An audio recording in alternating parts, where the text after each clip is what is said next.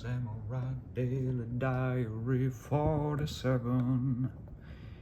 August 13th, 8:33 p.m.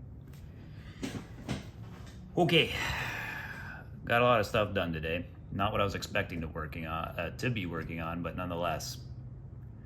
Let me just jump right into it. Okay.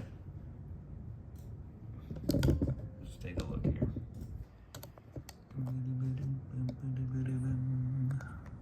Okay, first of all, what am I doing here? Lots of submissions today. Okay. Alright, so first of all, there was a bug where sometimes when you break some debris or some particles on top of a table, or you kill a guy, his bow lands on a table, it was stuck like up in the air with a high Z value as if it was floating. Very weird. Turns out because, see, let me give you a little technical background here. When I have falling pieces of debris and objects, I do a ray cast into the screen, and there's something called an elevation setter. For example, on this little table here, or this dresser. And then there is an elevation setter for like the entire level, one massive one. That's there because on levels where there are more than one floor, that's how I keep the two like elevations separate with the different Z values to create that 3D effect. Anyway, so I had a ray cast that goes into the screen, and it would only detect the first elevation. So what was happening is it would detect this one, and it knows not to use this one as the elevation because these kinds of objects will only set it for characters. But because it hits this one, it doesn't detect the regular one, so it just defaults to using its own current height, and so it just ends up floating in the air. All right, anyway, so fix that little bug. The kickable objects, check this out. So first of all, the thing I was talking about yesterday, I was concerned with the visibility of things, that I felt like the contrast between the enemies and the rooms wasn't enough, and it was hard to see what was going on exactly. So I tried the light dimming idea I had, where when you walk into a room to have all the lights environmentally dimmed down and then brighten up just the enemies. It actually looked really bad. It looked broken, I would say. Almost like the lights break when you enter the room. It looked stupid. So then I was looking at the light settings that I used to highlight the previous enemies, like in the first and second, third, fourth level. And I realized that the Kamikaze, the very first enemy type in the game, actually has like a more focused light on them to make them brighter. So then I thought, maybe I just have too weak of a light on the archers. And sure enough, that's what it was. So actually, I don't need to dim anything. The contrast is perfectly fine. I was wondering, like, why doesn't this solution work when it did for the other enemies? And yeah, it's just because the light was too weak on them. So now the contrast is pretty damn good. Like, they clearly stick out. So it actually wasn't as bad as I thought. So that's all I needed to do, just brighten them up a bit. I also glowed up, or brightened up the glow on enemies when you're targeting them. Like this guy here, see, like this here. Makes it a little easier to see when you have them highlighted in your range. Oh. Actually, let me very quickly also fix this guy right here. He's got a patrol path that walks all over those plants, and nah. That's no bueno right there. Let's move that a little bit to the left, so he doesn't walk all over those plants. Actually, why does he even... Oh, okay, yeah, go there, then there, then there, then there. Yeah, okay. All right, that's fine. All right.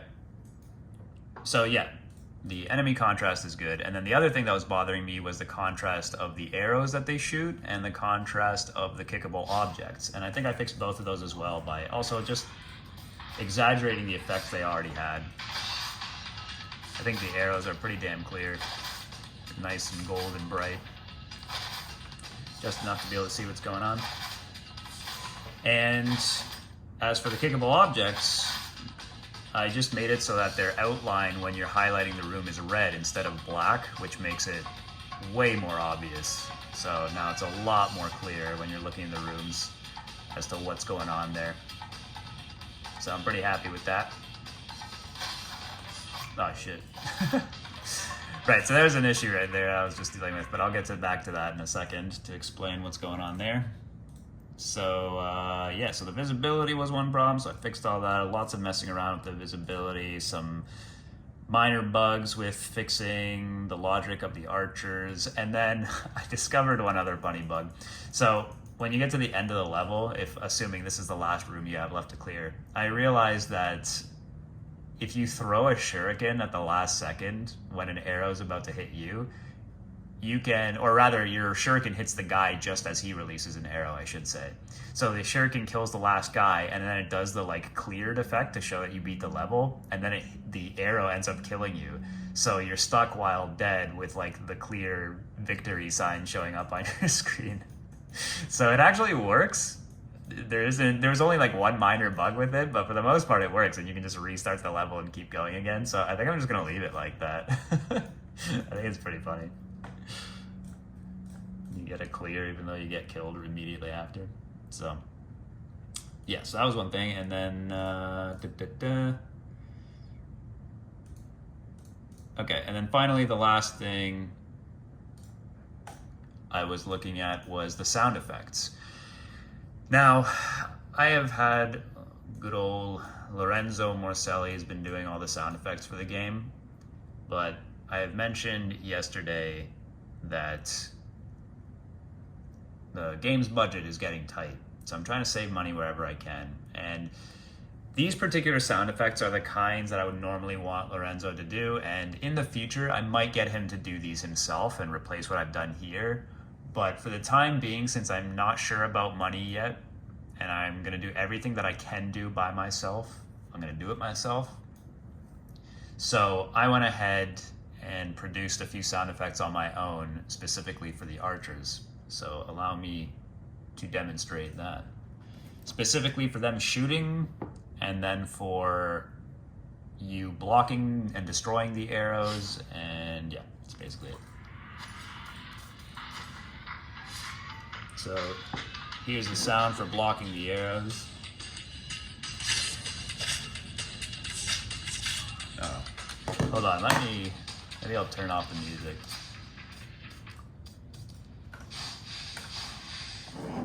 Alright, let's try this again. God damn it.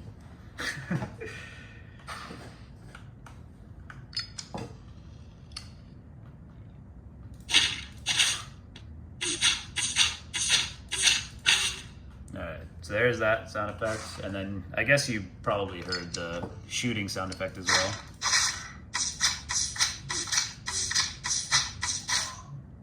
So yeah, pretty cool, pretty cool. So I think I did a decent job of it. I think it fits in well with the feel of the rest of Lorenzo's work, so happy with that for now. And finally, the last thing I did was I noticed that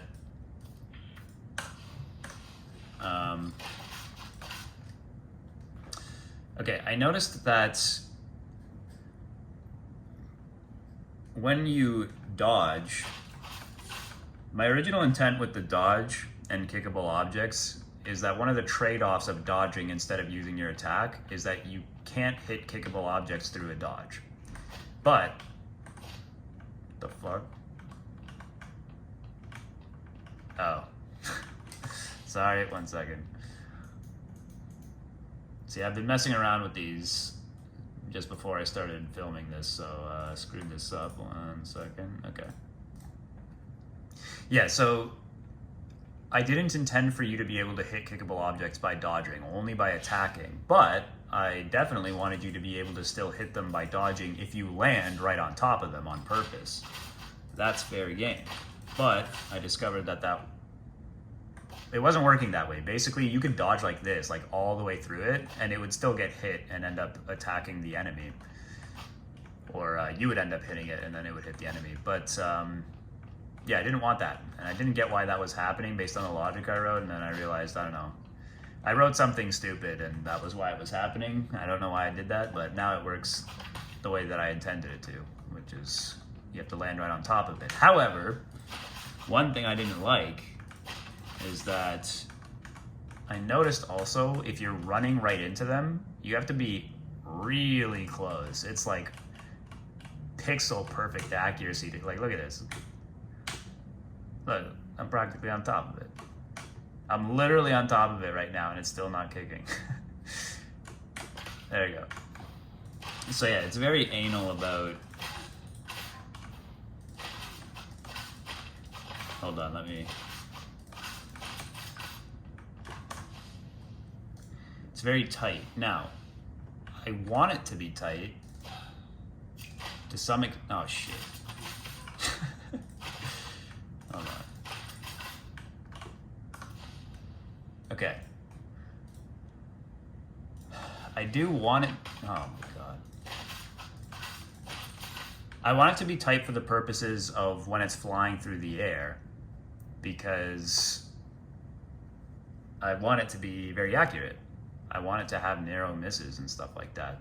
So one obvious solution to making it more generous is to just make the collision box bigger, but as I just explained, that's going to screw up other purposes for that. I want it to be very tight, but you can see the player's, I guess his shoe is like slightly inside your collision sphere, so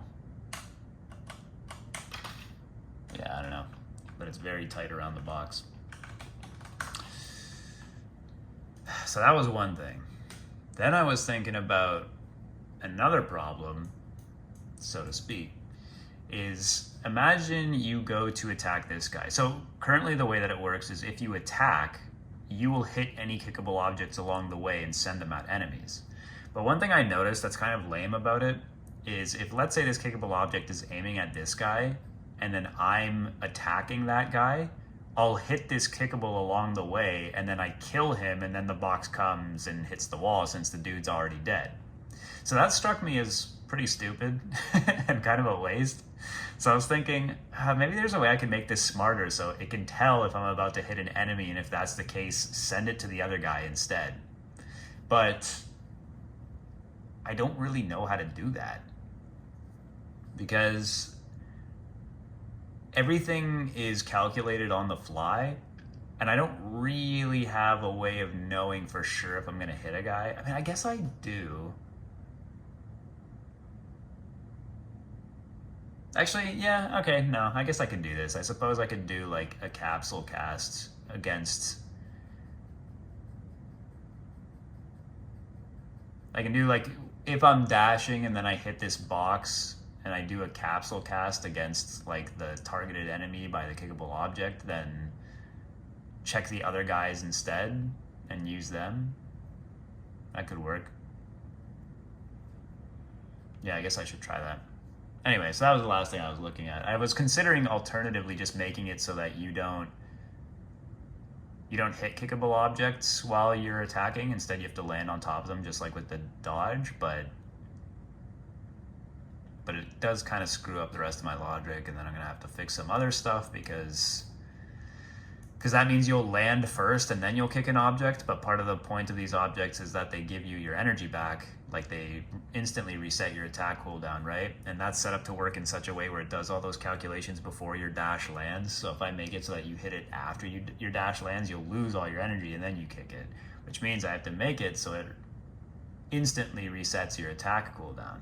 And then that got me thinking, maybe I should make it so that when you miss an attack, because right now only your dodge will instantly reset your attack cooldown if you miss. So I was thinking, like, what if I make it so that doing almost anything will reset your attack cooldown? Like if you use an item, if you kick a kickable object. In the past, I made the decision to make it so that it's only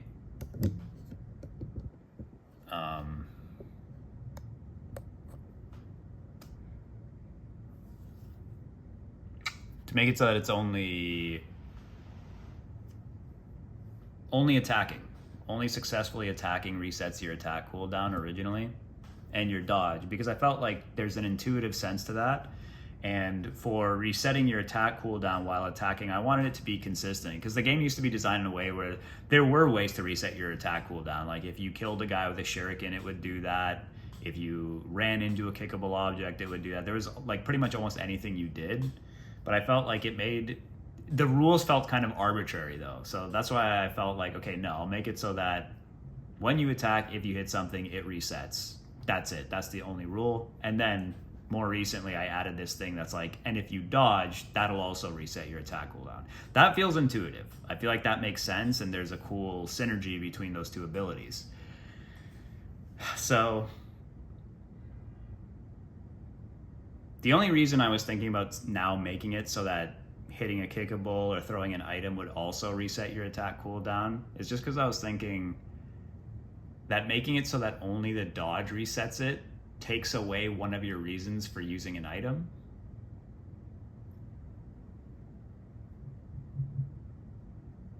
Because in theory, why would I ever do, if the dodge resets my attack cooldown and I'm smart enough to use it, why would I ever use an item instead? Oftentimes you're in a situation where there's still more than one enemy left alive. So even if I use an item, maybe I kill one guy, but then the other guys are still coming at me and my attack is still on cooldown. That's not great.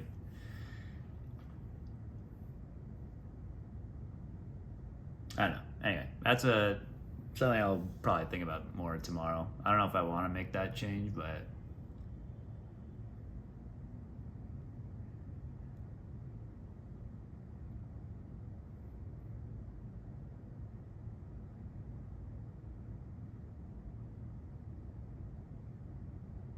because yeah, one of the original points of the items,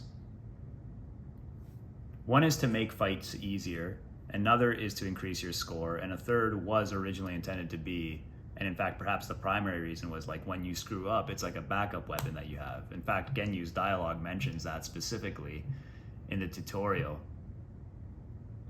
But it's kind of counterintuitive when your dodge is always more effective than using an item, and on top of that you have a limited quantity of your items, whereas your dodge, it's just a cooldown, so there's no harm in using it right away.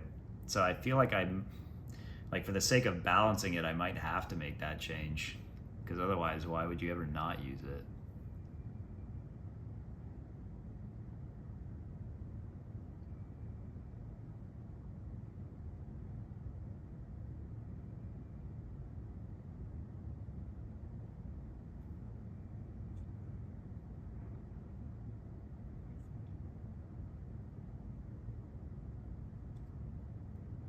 Yeah, I mean, I think it's the right move.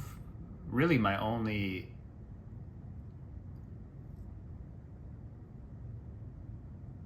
objection, or my only reason for objecting to it, is that it just feels kind of weird. Like, dodging makes sense intuitive because it's like, hey, you get back on your feet. But why would using an item give you your cooldown back? Why would it put your guy back into focus? There isn't really any explanation for that, but I don't know. It's a video game, so whatever, I guess.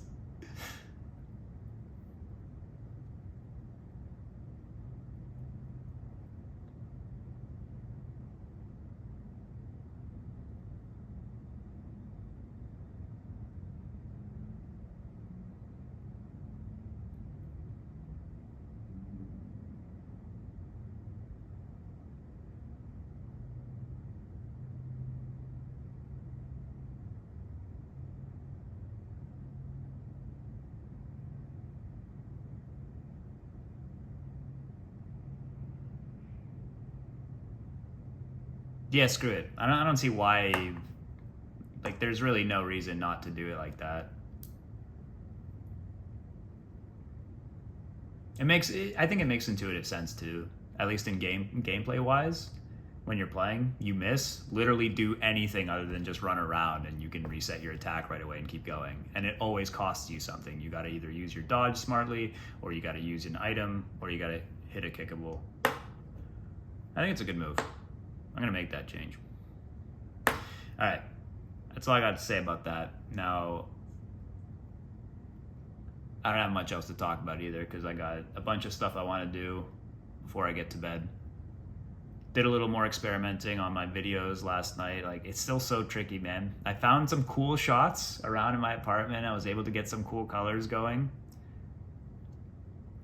but I still haven't quite nailed exactly the right framing. And that was one thing I wanted to think about tonight. I want to just kind of like chill outside and think about how exactly I want to frame this, because this is the hardest part about it. I know exactly what I want to do. I know the format. I just need to figure out what is the repeatable cinematic shot that I can use in these videos for this. All right. Yeah.